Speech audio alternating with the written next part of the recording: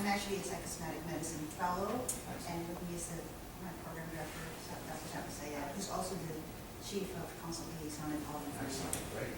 Our PMID project is called Battle of the Brains, UCLA Psychosomatic Medicine Trivia.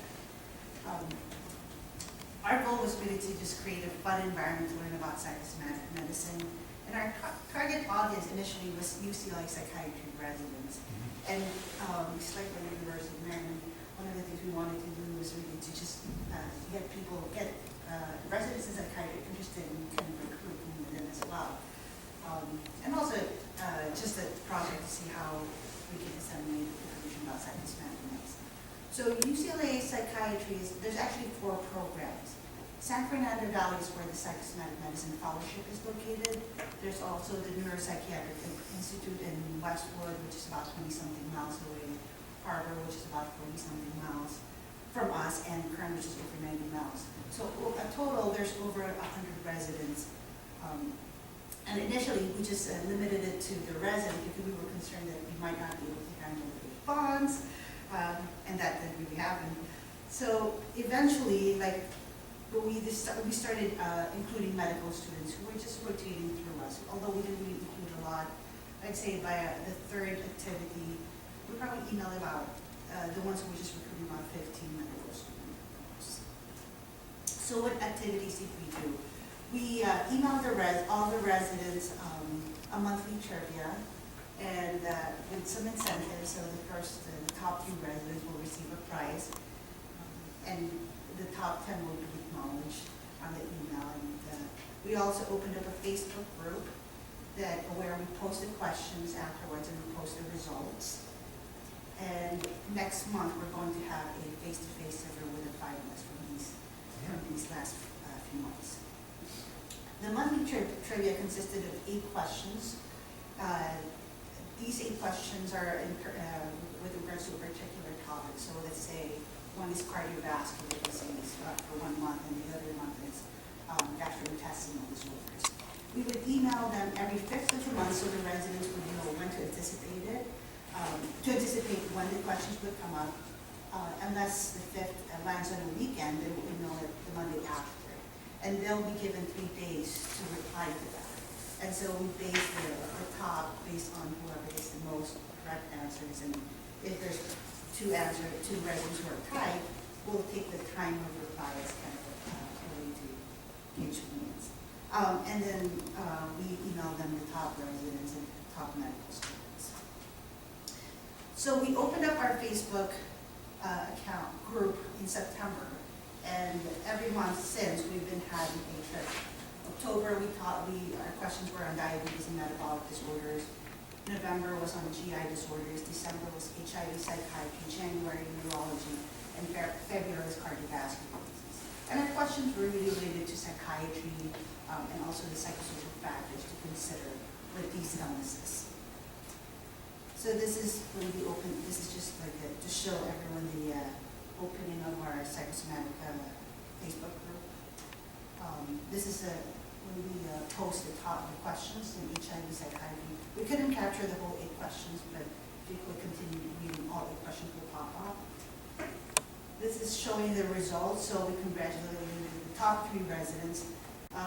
Top resident will receive $50. Second resident receives $25, and the third receives $15. And then and then we put the answers up and references as well.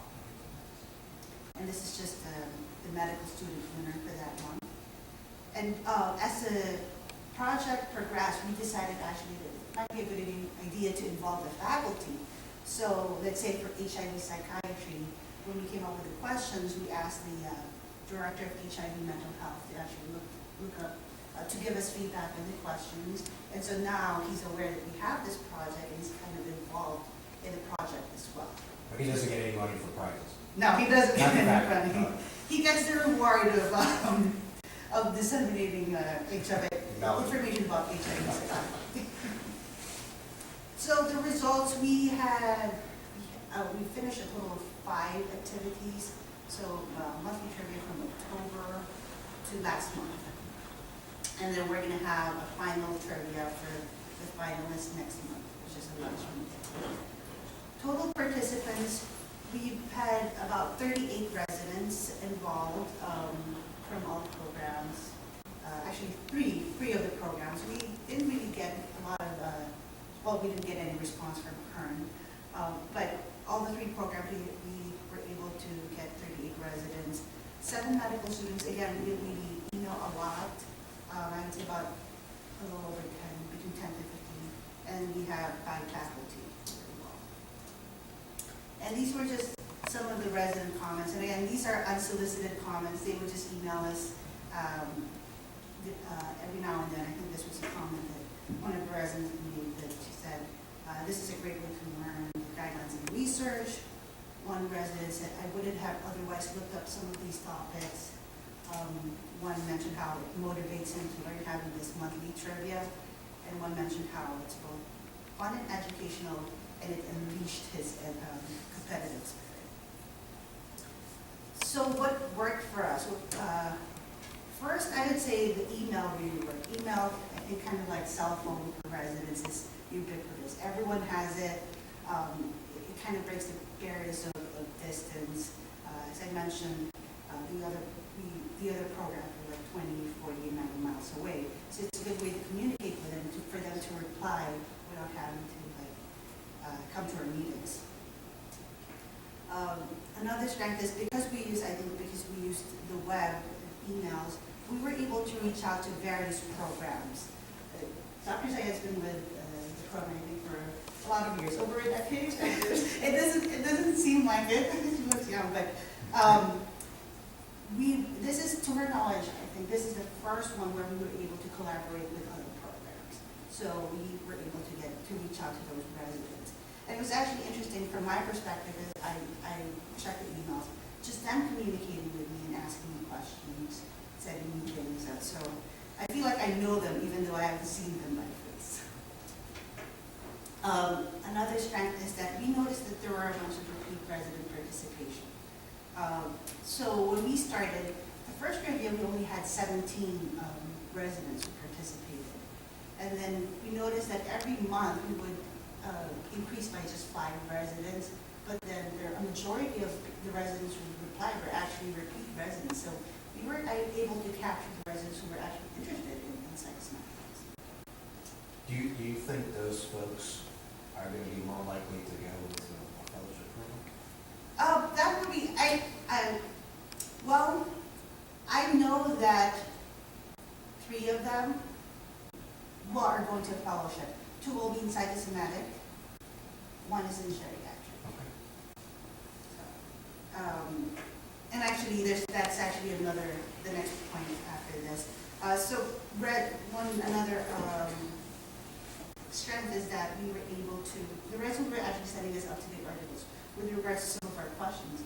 So while they're getting more up-to-date, we are also becoming more up-to-date with the upcoming. There was one resident who sent us an article that's just about to come up, I think the month, or that exact month, it's just published online that we didn't even know. So it was really great for us.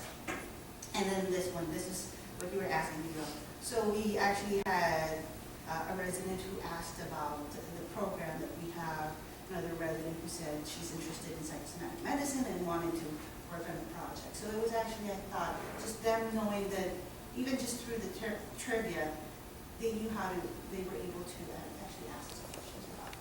And I'm going to be a little bit bullish. I'm going to say, you come out, March, if we keep on doing this next week, you can say, by the way, have you thought about attending the March APS meeting, which is going to be in Savannah, Georgia in 2015? I mean, just raising the awareness of the organizations that they have this interest, that you can pique their interest, obviously the more scientific one of the EPS, but all the so. Actually, on our emails, we have at the bottom, it's kind of a signature line. There you go. This project is sponsored by the APS. Ellen's very happy with this program. She's very happy. Yes, so we do have that on our, so it's every email, every response, we have that as a signature line. And on our Facebook, when we opened it up, it wasn't that clear, but at the bottom it did say that we received a grant from the APS about this. It's not so much the branding, it's just the idea, the concept of raising the awareness of the discipline and also organization that people can go multiple ones. they can, kind of pique their interest. Whether that cements them to go into the career or not, but at least pique the interest, and this is fantastic, like the other programs. Right.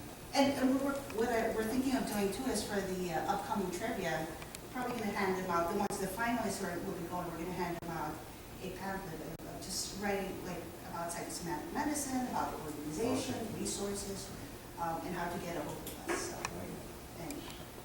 So what didn't work for us? I'd say the Facebook group didn't quite work for us, and I think for a couple of reasons, or maybe more. One is that not all residents have a Facebook account.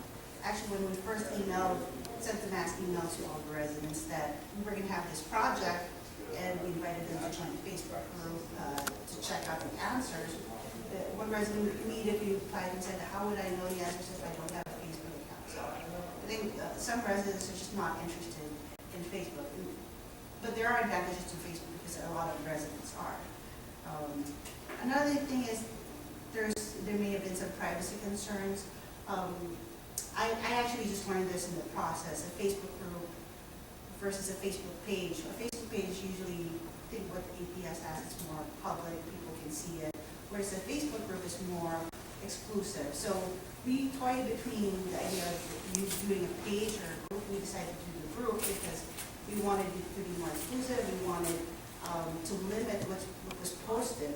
But that actually worked to our advantage because some of the residents were concerned that to join the group, that we would be able to see their other activities, and we are still in program. So that actually didn't work for us. But, so if we were to do it again, maybe a page would have been better. And also, like with the next upcoming meeting, I think some of the things that could be challenging with setting up a meeting is that residents can be busy, they have calls, they have vacations and all that, so that could be one of the challenges. So thank you to the APS for this grant. I think overall it was a great and fun activity. I feel like I met some of the residents just through email, sure. And I'm excited to meet them next month. And that's the face-to-face event they're going to have? They're going to be, the top contenders are going to be actually physically? Yes, we've looked at the top 10 for the past 5 months. Yeah. And I think we have 20-something. Because some of them are really, like what we've noticed is if you're in the top 10, even though you don't get the prize because you're outside of the top 3, it kind of motivates them. I think you kind of pick up the ones who are really competitive, right, or they're just interested. It's the same, pretty much you get some residents who are always there. Fantastic. Thank you very much.